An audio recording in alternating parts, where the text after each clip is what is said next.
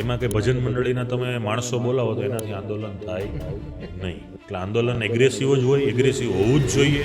Guilt ખરો આ વાતનો? અમે આ ના કર્યું હોતે તો કદાચ 14 શહીદ થયા ન થયા હોત.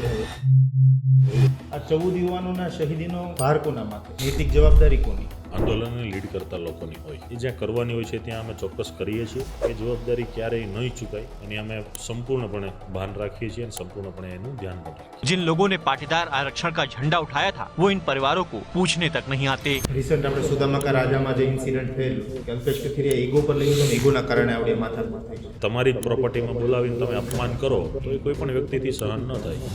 તમને ભડકાવવા સહેલા કે અઘરા? આંદોલનની ઉંમરમાં તો બહુ સહેલું હતું, અત્યારે અઘરું છે.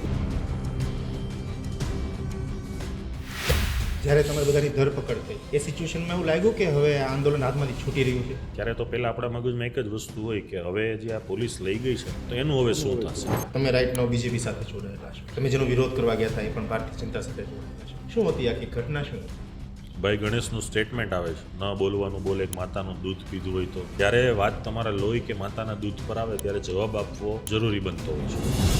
જેલમાં કેટલો સમય રહ્યા તમે? 13 થી 14 મહિના. શું માહોલ હોય છે? મારા મતે જેલ બહુ મોટી યુનિવર્સિટી છે. એવું તો કયું પ્રોમિસ હતું કે અલ્પેશ કથિરિયાને આપમાંથી બીજેપીમાં આવવું પડે? બીજી પાર્ટીને સ્વીકારવા માટે આજનો ગુજરાતનું પ્રજા તૈયાર નથી.